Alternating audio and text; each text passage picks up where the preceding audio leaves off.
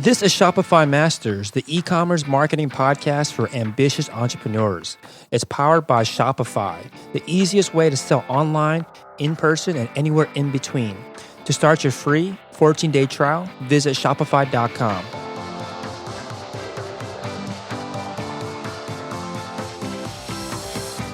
Hey entrepreneurs, my name is Felix and I'm the host of the Shopify Masters podcast. Each week we put out podcast interviews with successful e-commerce entrepreneurs or experts to give you inspiration, motivation, and actionable tips to increase your traffic and sales so your store can generate the sales you need to live the life you want. On the last episode, we heard from Compact Flip Flops and how they use PR to eventually get on Shark Tank. On today's episode, you'll learn from a B2B entrepreneur that sells his services through Shopify. In this episode, you'll learn how to use Shopify to collect payments as a service provider, why cash is king over profits and revenue, and where you should look to improve your business's cash flow. Today, I'm joined by Jeff Graham from civilestimator.com. Civil Estimator is a B2B business and is one of the most well-known and respected freelance civil estimating services and was started in 2008 and based out of Abbotsford, British Columbia. Welcome, Jeff.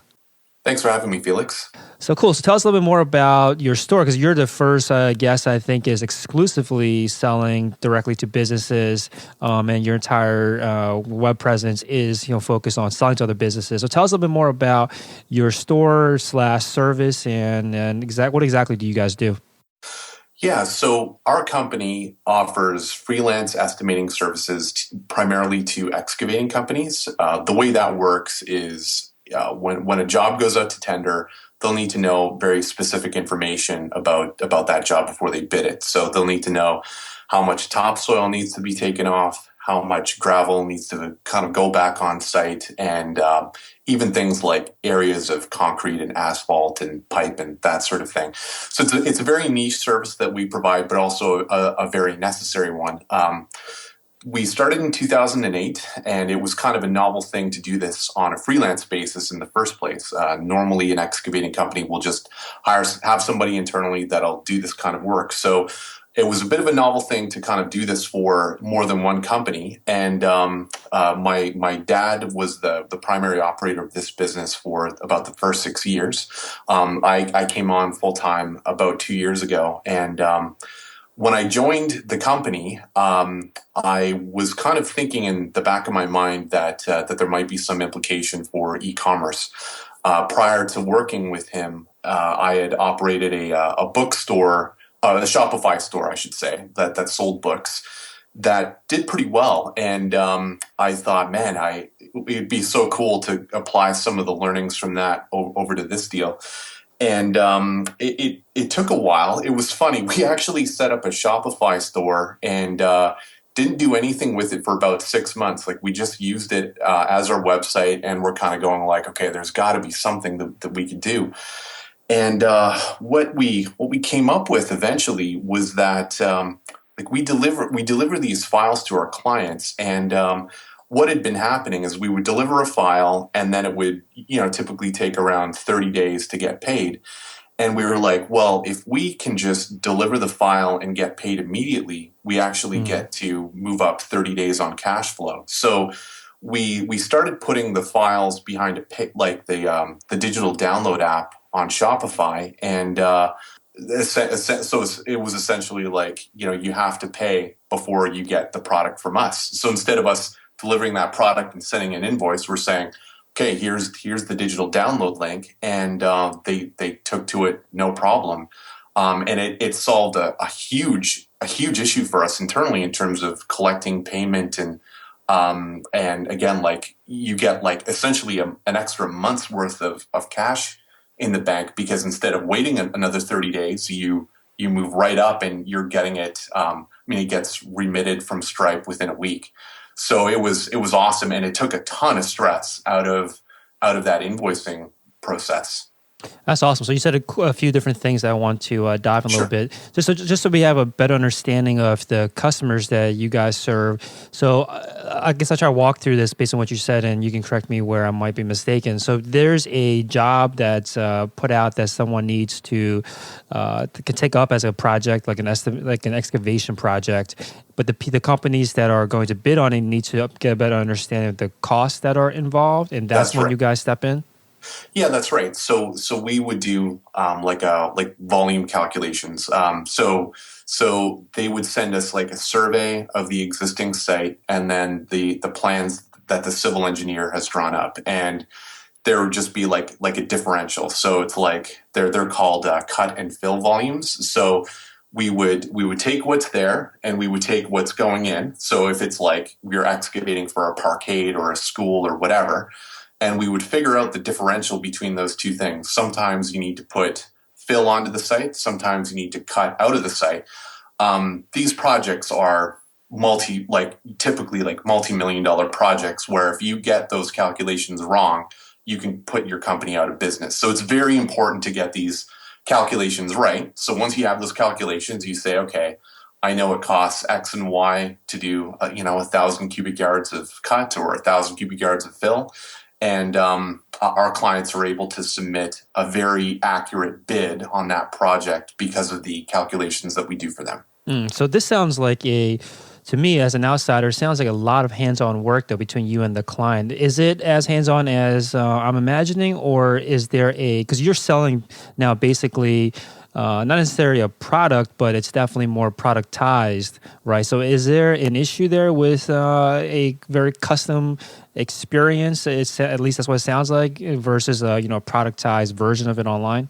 So there are certain aspects of it that are, and certain that aren't. So there's a certain amount of objectivity to it in that it's like you've either done the calculations right or wrong. Like there's not really any subjectivity with that.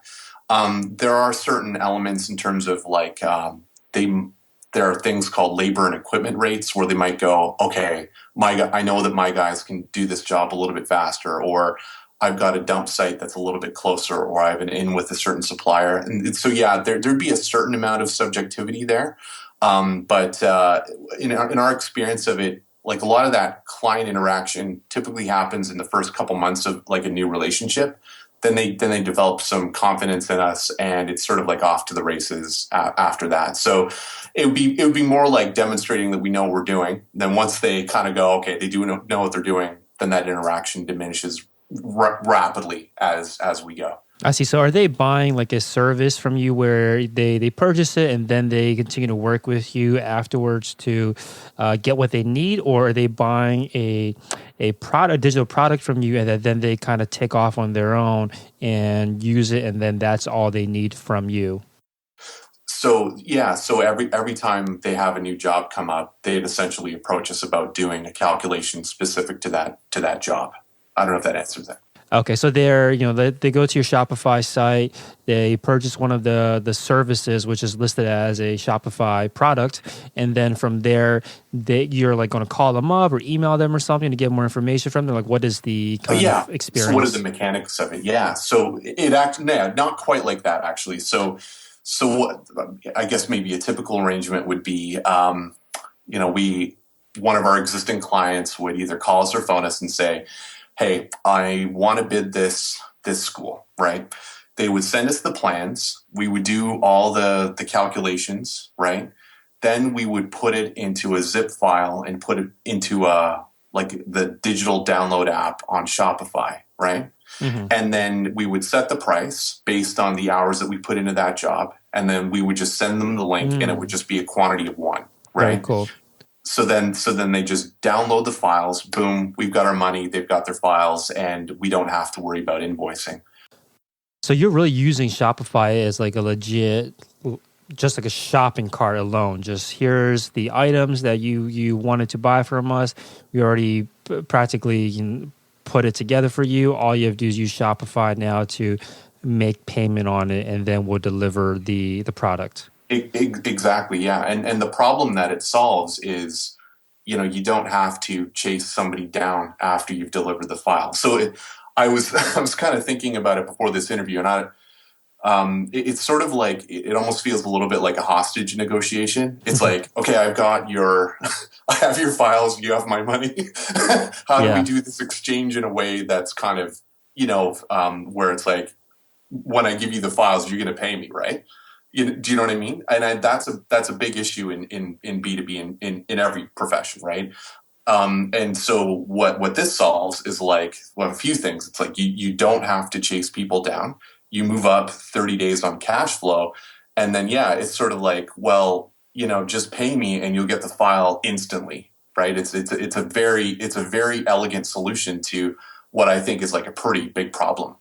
This is for so many professions, accountants, lawyers. It's essentially the issue that Upwork solves as Mm-hmm. well, but they take a much larger percent than Shopify does off of your bills.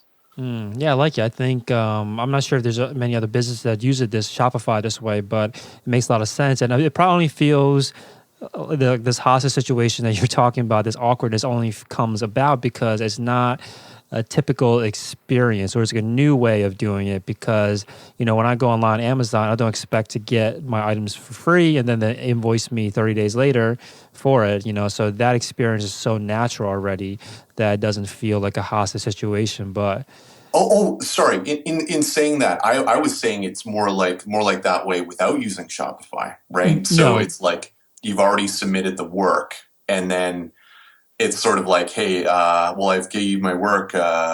Is this invoice okay? Whereas if you've kind of got it set up on that payment gateway, you're saying like, okay, here's what you owe me. The files are ready, right? And that's kind of like when you have the discussion immediately, and I think it establishes an expectation where it's like, okay, like you're going to pay me, and as soon as you pay me, like that, those files will be delivered, and it's a very fair. I think it's a very fair process for both sides. So when I was saying like a hostage negotiation, I mean it from the standpoint of like Shopify is sort of like the negotiating tool, right? No, definitely see what you're saying. Cool. So let's talk about the business itself and like how you guys as a family, I guess, got into it because like you're saying, it's very niche business.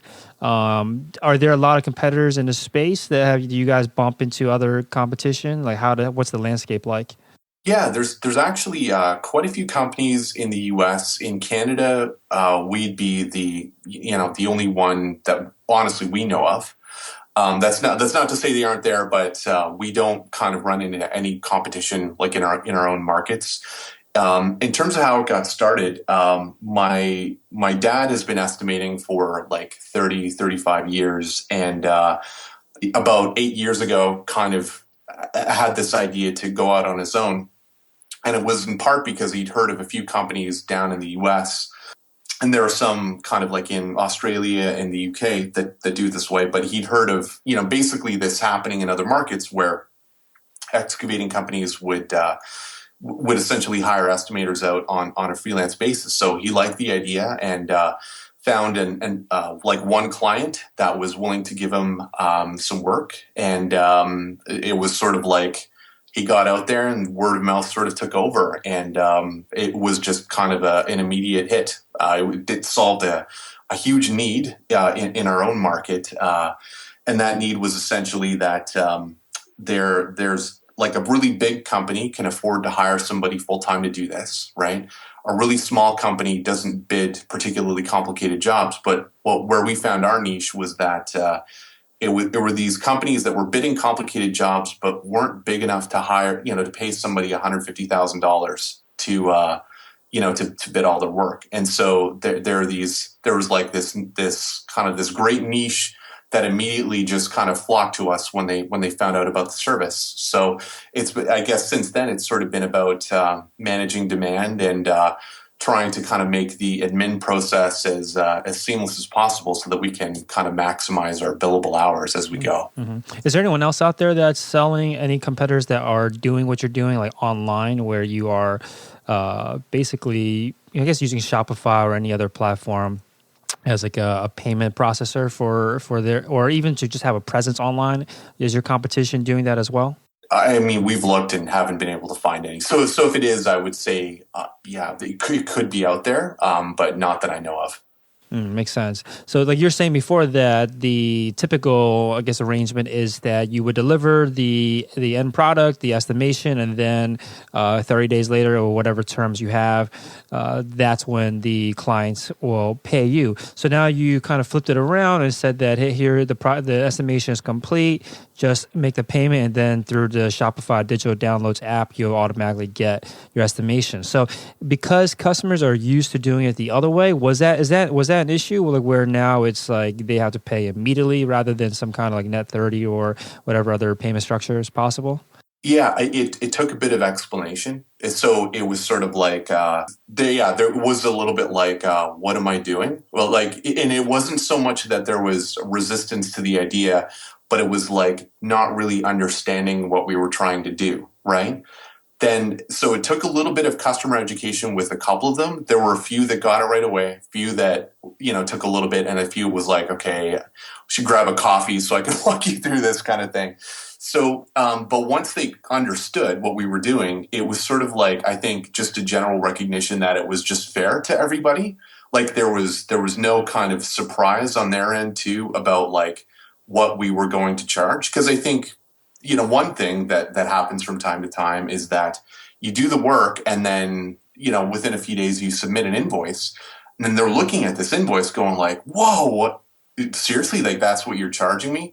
With this kind of situation, it's sort of like when you're about to do that transaction, you get another chance to talk about what the cost of something is going to be. And so I think they recognized that there was a certain amount of benefit to them as well.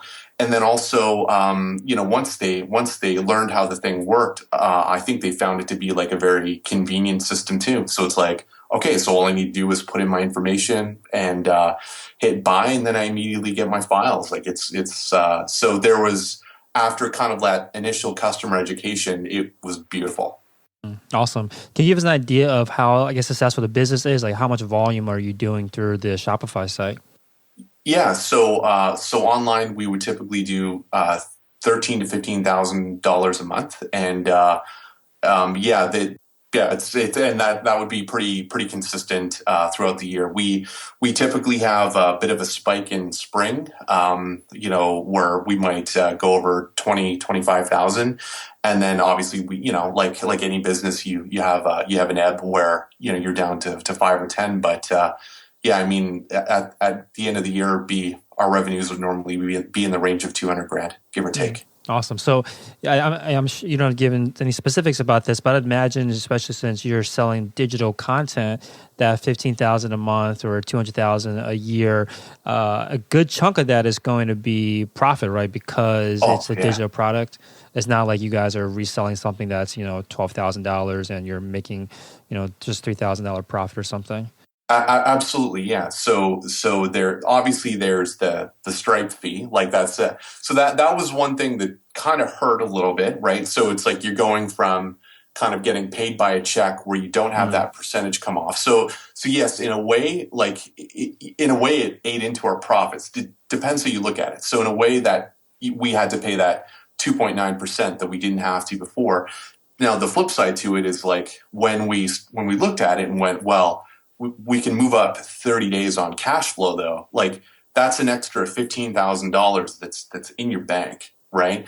And then when we looked at the invoices that didn't get paid from previous years and compared that against the processing fee, it was like, okay, so we know that there's a certain amount of breakage that we're going to have, like a certain amount of these things that aren't going to get paid for.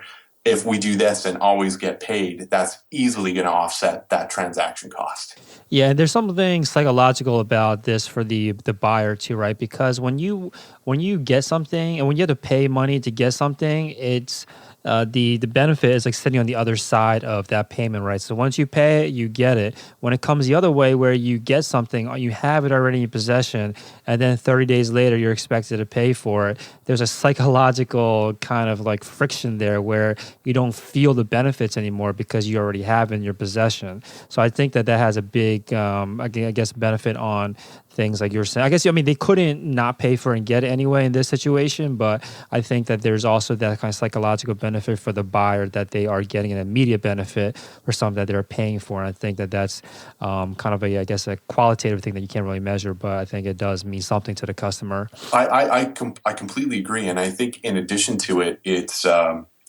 Shopify is such a slick system. Like, I think it makes us come across as looking like we know what we're doing, kind of in addition to just generally trying to be professional. But it's sort of like, it definitely does not make you look like a fly-by-night organization when you have something like this set up and you're saying, here's our really slick system. You just pay us immediately, and and we're off to the races. So yeah, I agree. I hadn't thought of what you just said, but yeah, I'm sure that plays into it. And but then also, yeah, you look more professional and deliver a very pleasant experience in addition to it. Right, makes sense. I want to talk a little bit about cash flow because this wasn't exactly something that I thought would come up in this in our interview, but I think it's a topic that maybe isn't brought up enough because in the early days when you're just starting out for store, your number one focus is revenue. I want revenue. And then once you get revenue, you start realizing, okay, I need to be profitable, so I want to focus on profits and profits and profits. But then once you get to a bigger scale, like probably to where you guys are at, cash flow, cash is the king, right? It's no longer about revenue, no longer about profits. Cash becomes the most important piece of it. So talk to us a little bit about how cash flow impacts your business, whether it means that, what it was like when you had to wait 30 days before you got paid compared to now where you get paid immediately. What does it mean to have good cash flows? I guess the background on that is I was first exposed to this concept in the Steve Jobs biography by Walter Isaacson. For anyone who's listening, it's like just a super great book to read, I think, for anyone that's entrepreneurial. But one of the things that he said when Steve Jobs took over Apple was that that Apple was taking almost a year to turn over their entire inventory. And the way he described it in the book was like having, computers and components and all that kind of stuff sitting in warehouses was sort of like having a huge bin of rotting fruit. Like, that stuff just degrades over time, and it is like hugely harmful because you're paying for warehousing. You've got all this money tied up in this stuff, and it's just kind of crazy. Jack Welch, the former CEO of GE, was big on this sort of thing too. Like, the whole idea being that instead of having your money tied up in stuff, right, you essentially bring that all in and have your stuff sold. It's a simple concept, but it's extremely powerful. So Jobs, when he took it over, it went from taking like over a year to turn over their entire inventory to 6 days. Wow. And that was actually the interesting thing about that too is Tim Cook was the supply chain lead that kind of masterminded that process. And obviously he was moved up to be CEO. So I think it speaks to the importance of how much it matters to turn over your product, whether it's a product or service.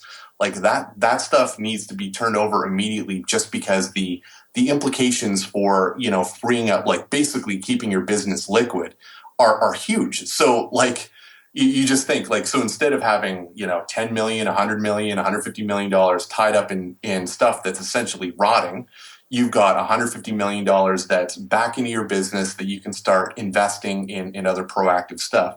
So like for us to free up an extra $15,000, that's like getting a $15,000 interest-free loan. Like it's like a great source of money. So then you go, okay, so do we want to look at using that for advertising? Are there infrastructure upgrades that we want to do? Are there, other examples would be, are there debts that you can pay off? Those are things that you can look at when you have like such a great kind of cash flow, when you move up 30 days on cash flow in any business.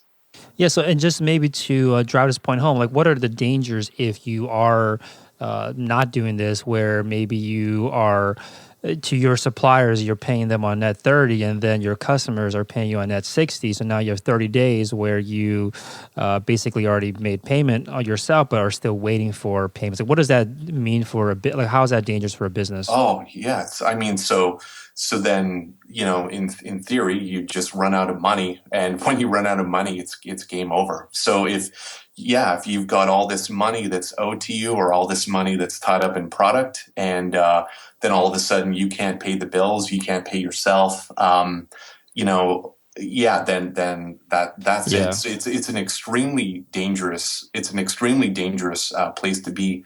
Um, Eric Ries wrote this really great book called The Lean Startup. He talks about this quite a bit too, but he's really big on, in terms of managing cash flow, really big on kind of like testing an idea. So for like, let's say hypothetically, you're starting a t-shirt business, start by buying 5 and test the design, see if that works, and then start iterating from there. But really being diligent about not ever having excess inventory. And then obviously, if you're in the service business like us, like you got to make sure that you get paid. And I think negotiating the terms of how you get paid is really important. But I mean, to circle back to how we're doing it, like this is the best solution that we've found in terms of getting paid immediately. There's almost no way of getting paid sooner than net 30 other than doing something like this, in my opinion, when you're in the service business. And I guess Upwork might be the other option, but the percentage that they rake off, I believe they rake off up to 10% off of your billings. So Yeah. it's not optimal. Right. So is this idea of focusing on cash flows and optimizing it, should this be a concern for store owners and stores and companies and businesses of all sizes, or is something you should be focused on more like later on when you are operating at a bigger scale? Oh, I think right from the beginning, absolutely. And I think for so many reasons, it's like, one, I think it's like it benefits you regardless of the size, but it's almost like a discipline thing, right?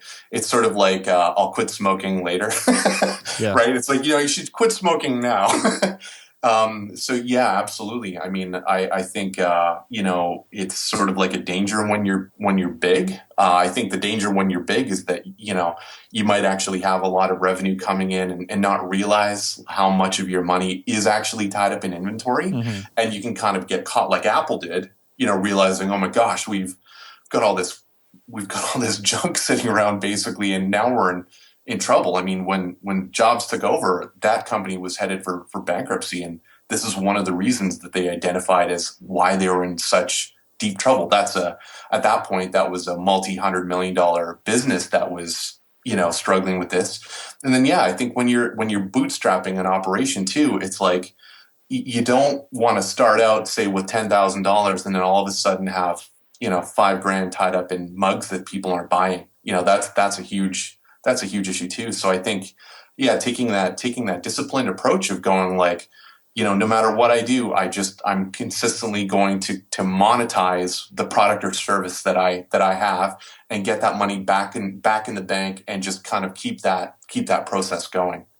Makes sense. Yeah, even if you have a product or a company that everybody wants a piece of for profit, even if it's profitable and you're generating a lot of revenue, if you don't have cash and you can't pay the people that are keeping your lights on, then like you're saying, it is game over because that's the only thing that's really keeping you afloat, even if you have a legitimate product that people want. So do you think that there's anything, maybe from your experience selling B2C or definitely your experience now with B2B, that a company out there can do to improve their cash flow? Because, obviously you guys made huge strides by going from net 30 down to an immediate, practically immediate payments. Is there anything that a store owner can look at to see where they can improve their cash flows? Yeah, I mean, so I guess it really depends what line of business that you're in. So from a B2C point of view, I mean, so I guess if we're talking about like some typical examples like t-shirts and that sort of thing, I think it would just be super helpful to do to look at your inventory and kind of like go, okay, what is like my current inventory worth? So you could count it two different ways. One is what did I pay for it? The other is what am I selling it for? And and essentially do a tally and go, okay, well, so I've got like $10,000 sitting in my home office, right? How do I turn that into money immediately? I think like when you're in the service industry, when it really is more of an established process to be paid net 30. I mean, they're kind of two different issues. So I think B2C, a common issue would be having the cash flow issue would be stuff being tied up in a product. The B2B issue would be something tied up in a service. Tied up in an invoice that gets paid later. Right. So with a B2B company, it would be like really negotiating the terms favorably for yourself. So obviously, a company could do something like we do, which is doing a digital download and getting that payment right away.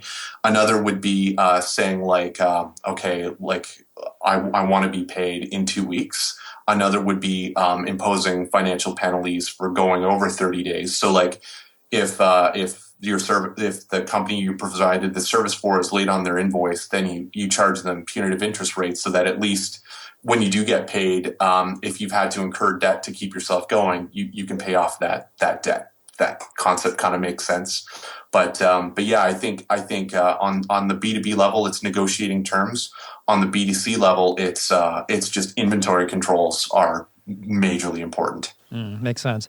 So let's talk about B2B sales. I think that you probably have the best perspective on this of any guests I've had so far. Yeah. What is your sales cycle like? Describe it to us. Like, what's involved in getting somebody from the first point of contact with you all the way to making payment? I guess you give us an idea, because I'm looking on your site right now, and we'll talk a little bit about the products that you have for sale that are right off the shelf. And these are not cheap products. At least one of them is not a cheap product. But for like an estimation like this, can you give us an idea of like how much something like this would cost? So you mean in terms of like delivering an estimate for somebody? Yeah. Yeah. So we would typically it would typically be between $1,000 and $2,000 per estimate, and I mean that's a bit of a ballpark number. Sure. In terms of the sales cycle, it's probably the easiest thing that I've ever marketed, in that it's sort of like as soon as we identify a company that kind of fits our profile, which is that sweet spot between not being big enough to have a full-time estimator, but like they're big enough that they're doing sort of like complicated projects. It's sort of like it's like a phone call and saying, "Hey, we're here," and it's like, "Oh, great, okay, I'll start sending you work." And so we get sent the files, we do the calculations, we put it on our site as a digital download as described, and then we're kind of off to the races. So it's really about kind of like identifying companies out there that fit this profile more than anything. Like that would be, I guess, where the sales work happens. So we use LinkedIn as a research tool. Another thing we found effective is going on Indeed.com and looking for companies that are advertising for civil estimators. So, and it's sort of like just reaching out to them saying, hey, you don't necessarily have to hire somebody. We're here as a freelance option.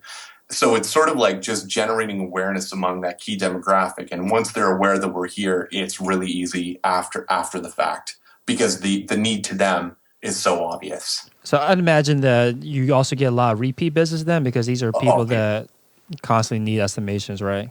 Yeah, like our top 2 to 3 customers result in about 75% of our earnings. So yeah, it's all about repeat for us, big time. That's awesome. Yeah. I mean, you've mentioned Upwork a couple of times on this episode already. I'm wondering if it makes a lot of sense, if you can think of other freelance types of businesses that it might make sense to start selling your services or start advertising and listing your services on Shopify.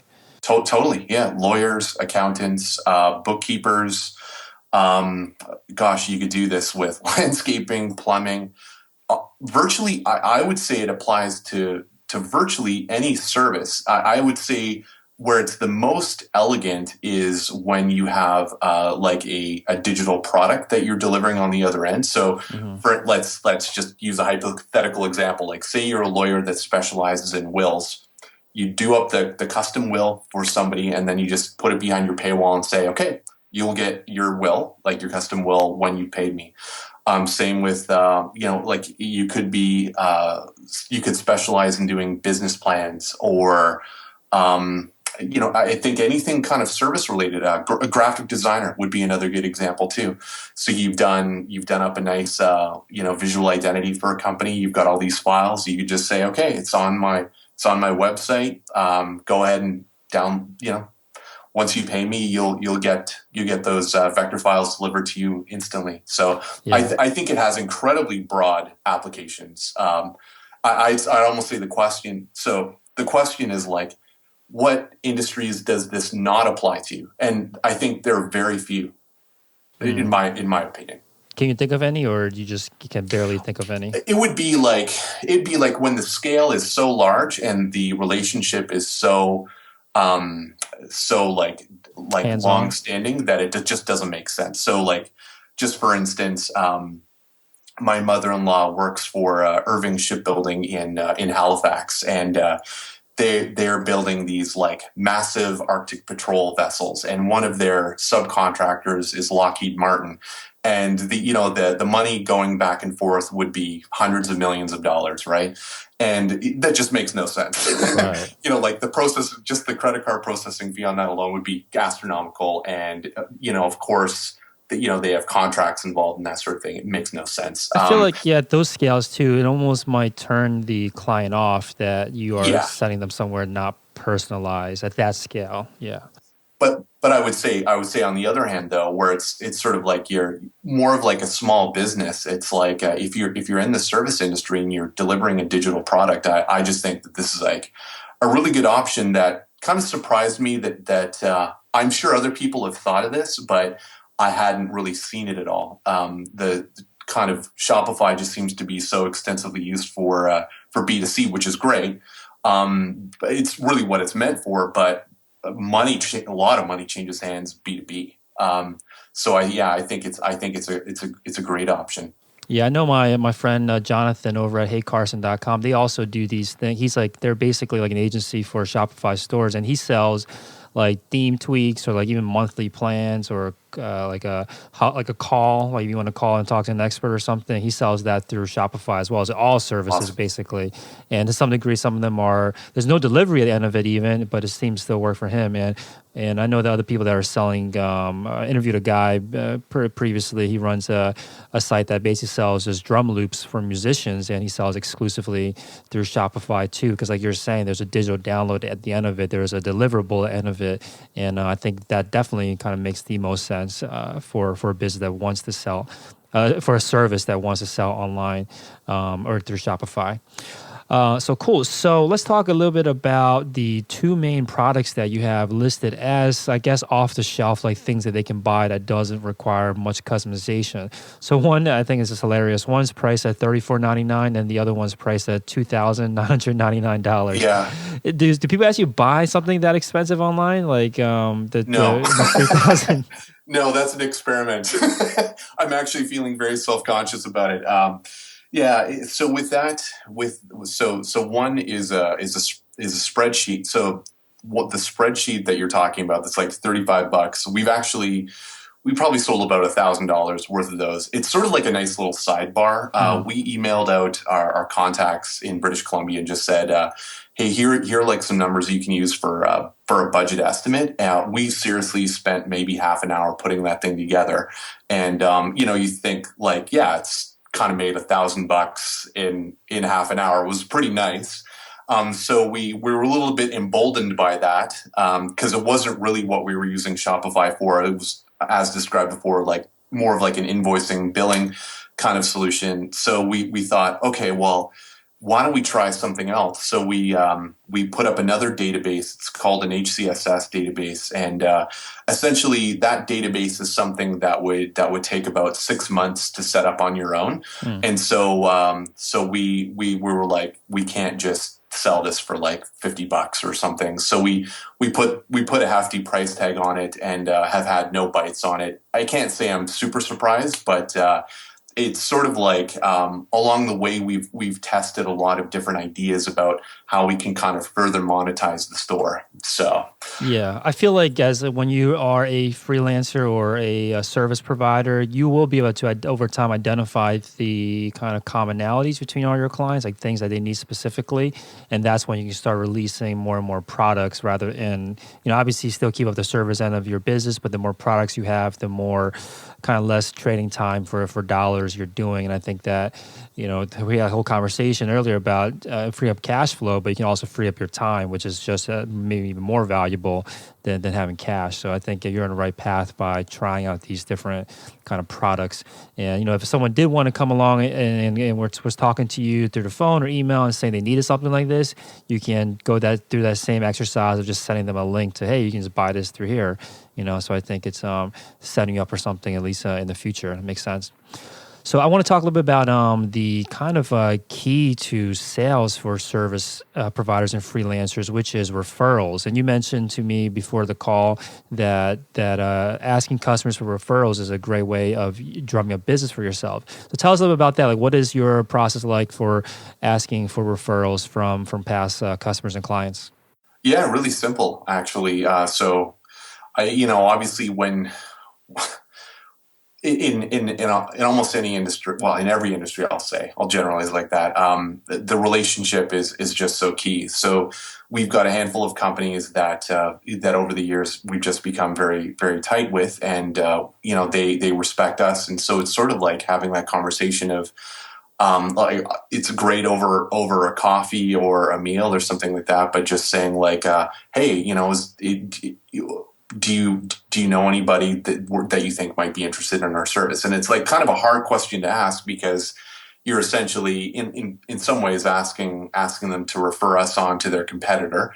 The flip side to that, though, is that every time we've asked, it's been like extremely effective. So it's sort of like getting over having that slightly difficult conversation and just going like, do you know anybody else that might be interested in what we're doing? So the in-person thing, I think there's just no substitute for it. When you have a high impact opportunity, I would say always try and have a face-to-face conversation.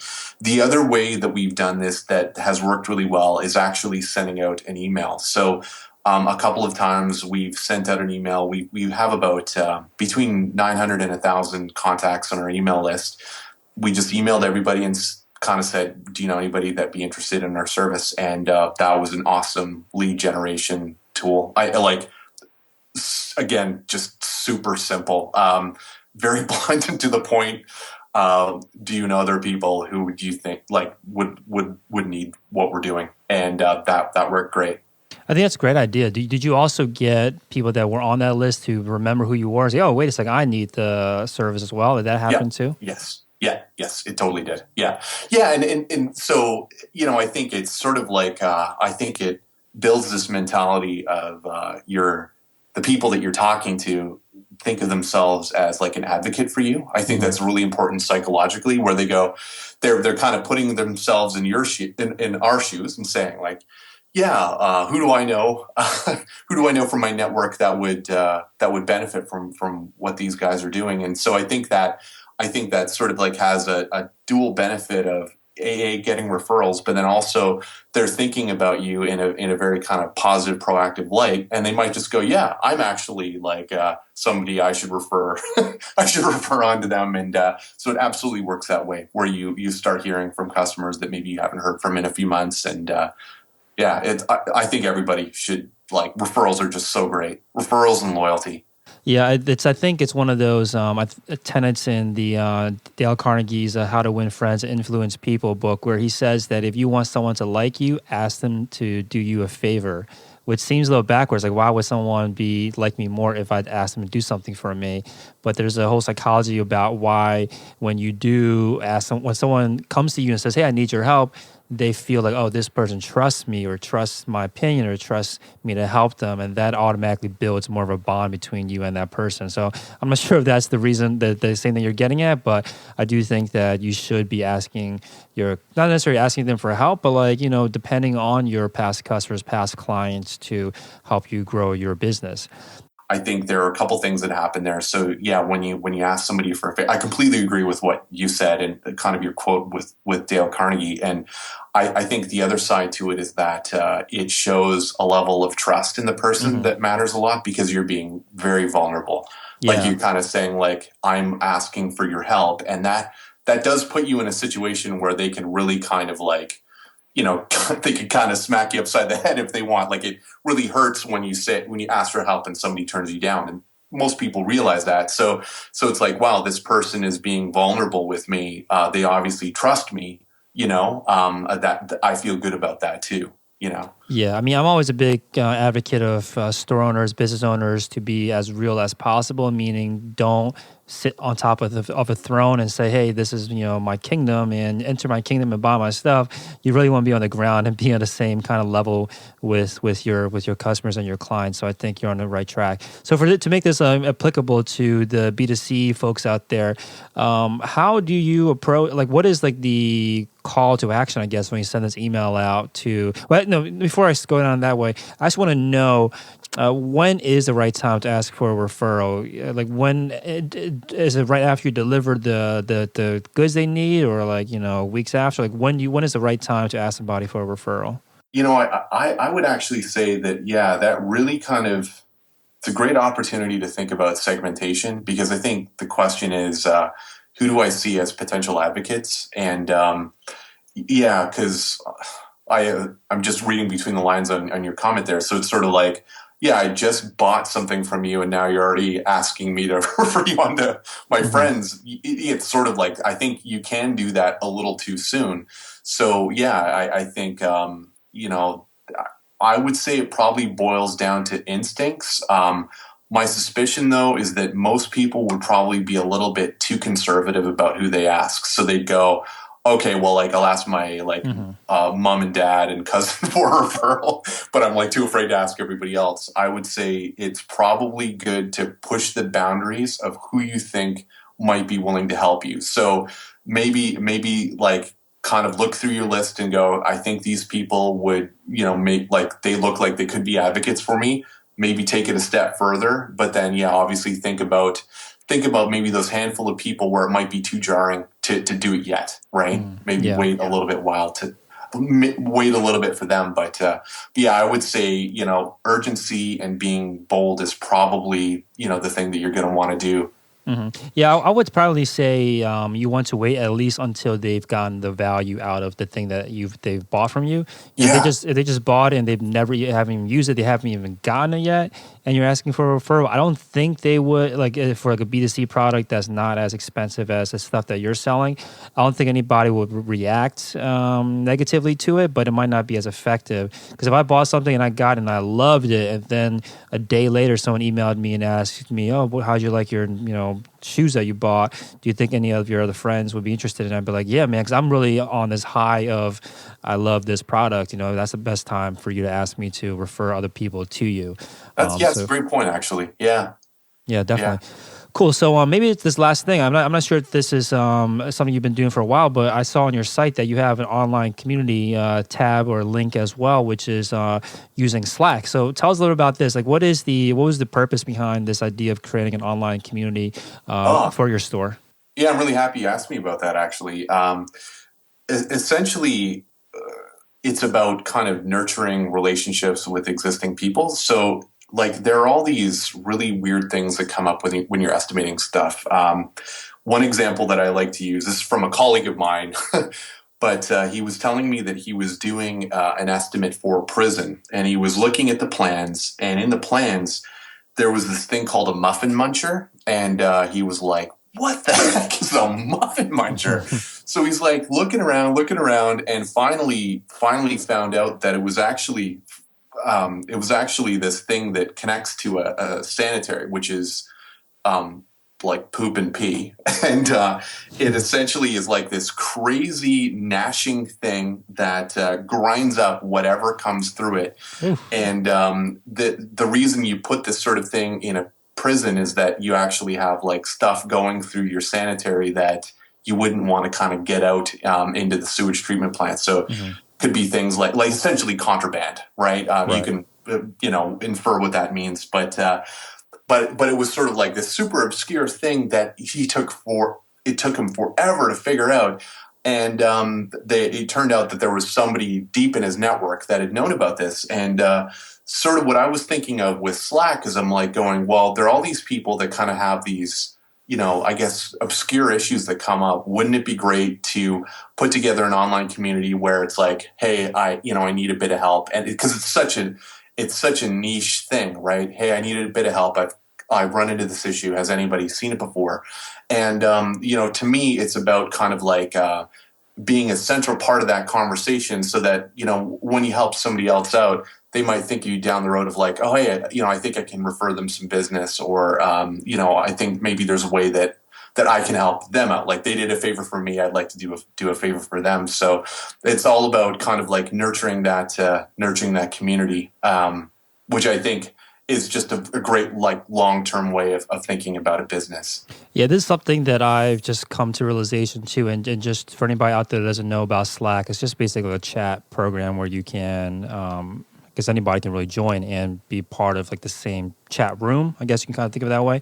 Definitely check it out. I think it has some cool features in it. But I've just started thinking about it this way too, about creating a community. And I've just started my own community too, because if you really want people to latch on or be really absorbed or immersed into your brand's universe, there's no better way, in my opinion, than to have a community around it. Because now, a lot of times me and you and anyone else has an email list, we're talking in one direction. No, not necessarily one direction, but we'll talk to one person, they might talk back to us.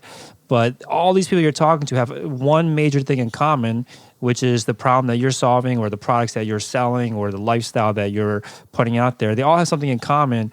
Like, why not bring value into their lives by bringing them all together? And when you bring them all together, there's a ton of value with that, being the person that brings them together, because they appreciate that, and which is, I think, what you're getting at. They appreciate the connections.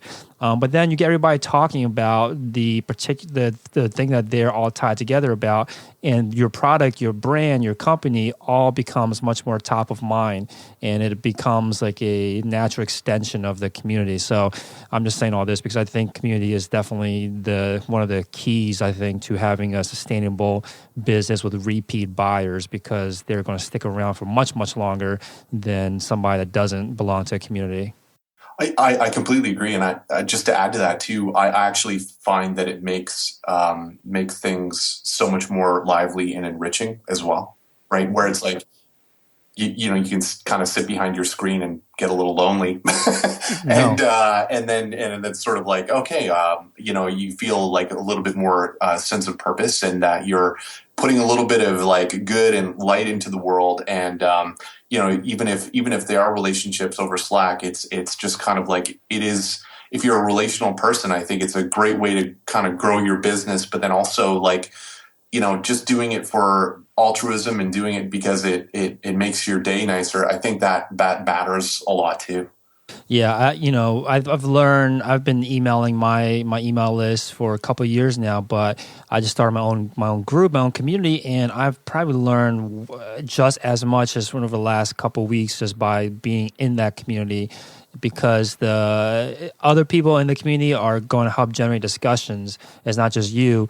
And when the discussions start happening, you get to hear a lot more about the pains and problems that your customers have. And that kind of information is golden when you want to go back and decide what kind of products to sell next, what kind of services to sell next, how to talk to them on your website. These are all kind of great things that come organically out of having a community. Cool. So, tell us, what's in store for the remainder of this year. What are, you're testing a bunch of different things. What are the kind of big goals that you want to achieve for 2016? Honestly, for us, it's sort of like continuing to refine the process. So, basically maximizing the amount of billable hours that we get in a day. So that, like, for us, it's keeping the admin side of it extremely lean. Over the course of this year, in terms of a goal related to the site, I'm hoping to build up a little bit more organic traffic. Done a little bit with search engine optimization, and we've had some.